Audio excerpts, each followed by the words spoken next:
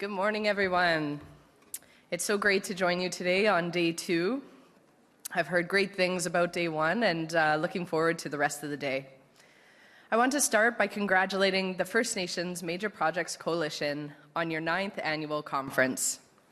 Thank you for the invitation and for all of the hard work that goes into pulling something like this together. It's an impressive agenda, and I'm honored to be part of it.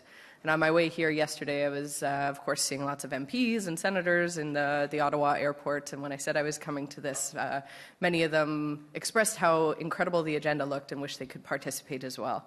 But I do want to acknowledge I'm joined by my newest member. My newest colleague is Danielle Martin from University Rosedale. Danielle had her first day in Parliament on Monday and is wrapping up this week today with us here. So thank you so much, Danielle, for joining us. I see a lot of familiar faces, faces from home, faces from across the country. But for those who I haven't met yet, my name is Rebecca Alty. As mentioned, I'm the Minister of Crown-Indigenous Relations and the Member of Parliament for the Northwest Territories.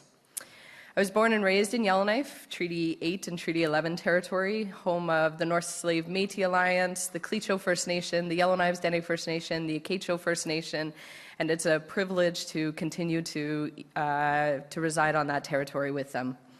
Before I begin, I want to acknowledge that this morning we are gathered on the traditional territory of the Mississaugas of the Credit, the Anishinaabe, the Haudenosaunee, and the Wendat people, covered by Treaty 13 and home to many First Nations, Inuit, and Métis people today.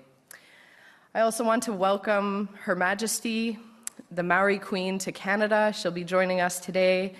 I really appreciate that Her Majesty is joining us and taking some time at the conference. This conference comes at a pivotal moment in our shared history. The world is changing fast. Trade networks and supply chains are shifting. Countries are looking inward. The old rules do not hold the way they used to.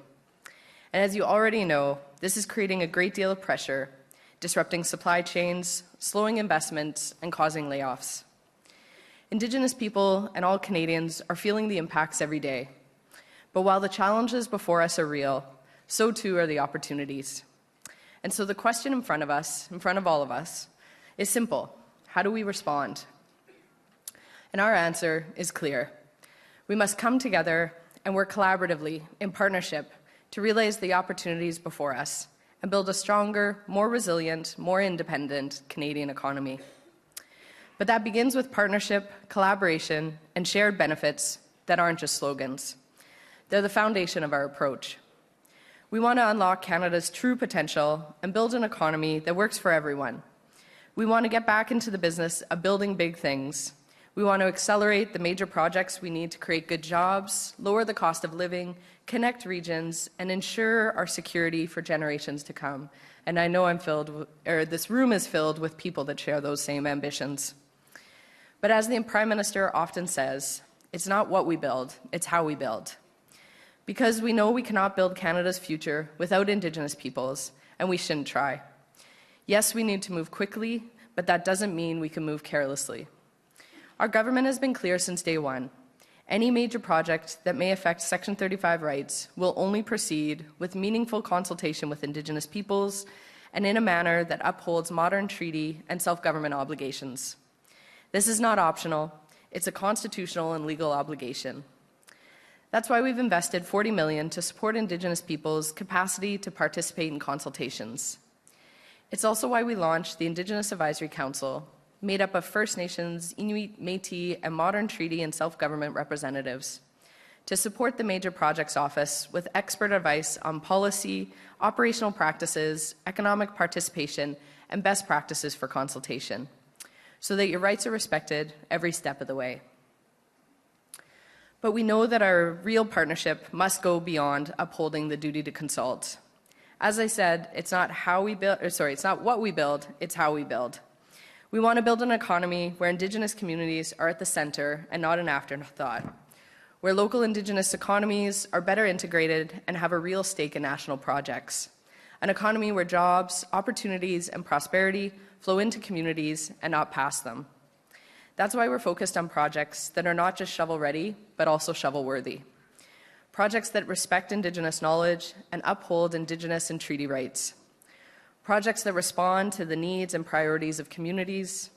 Projects that have Indigenous support and even better, Indigenous equity built into that project. Projects like the Salem-Silem LNG project, led by the Niska Nation, together with Rockies LNG and Western LNG LLC. Together, they're developing a floating liquefied natural gas export facility on a site owned by the Niska Nation in British Columbia. They anticipate transporting natural gas to the site via a pipeline owned by the Niska Nation and Western LNG, where it will be exported to markets in the Pacific Basin, primarily in Asia. Or projects like the 100% Inuit-owned Iqaluit Hydroelectric Dam project. Once completed, this project will eliminate Iqaluit's annual use of over 15 million litres of diesel, avoiding more than 130,000 tons of greenhouse gas emissions each year, and provide Nunavut's capital with clean, reliable, and affordable hydroelectric power. These projects, which are making us more independent, diversifying opportunities, and creating high-paying careers, are clear examples of how First Nations, Inuit, and Métis are not just rights holders and partners in this process, but are actually leading the work on building Canada strong. However, we know more work is needed to ensure that First Nations across the country can be full partners in building Canada strong. To support this work, we've expanded the Indigenous Loan Guarantee Program from $5 billion to $10 billion. This will help First Nations invest in major projects and build lasting prosperity. This is already having an impact. For example, this past March, the Indigenous Loan Guarantee Program provided a second loan guarantee to Amjin First Nation and Kettle Stony Point First Nation. With this capital, they were able to buy almost 20% of the Chatham Lakeshore transmission line. Now fully operational, this regulated power line brings steady, predictable income to their communities. And as we make sure nations benefit, we also want to make sure that we're creating opportunities for Indigenous workers, especially young people, to help build our nation strong. Earlier this week, in our spring economic update, we announced the launch of our Team Canada Strong strategy to recruit, train, and hire 80,000 to 100,000 new Red Seal skilled trades workers who will play an essential role in building Canada strong. Incentives that will be supporting that work include apprentices getting a top-up of $400 more a week, a $5,000 completion bonus, $10,000 for employers per apprentice, and modernizing the Red Seal process, including digital logbooks, which in talking to somebody this week, they were talking about their logbook getting wet and they lost 200 hours. And so the importance of having this digitized as opposed to in the paper copy. And while we're building big for today and for the future, we know many are struggling and need bridge support to a better future. Half of the measures in the spring economic update are there to address affordability, such as an income tax cut, $130 of CPP reduction, so $130 staying in the pockets of employees and $130 staying with employers per employee. The groceries and essentials, which for a family of 4 at a certain income level would be $1,890 coming out on June 5th. We removed the excise fuel tax until Labor Day, as well as always, the dental care, the child care, and so much more. I'm excited to continue this work together with First Nations, provinces, and territories, and with all of you, so we can build a Canada that is stronger and more united, a Canada where First Nations are full partners in our shared success. So thank you again for having me here today. Thank you for your leadership. Thank you for your partnership. And thank you for your continued commitment to building a better, stronger future for all of us. Thank you, merci, and masicho.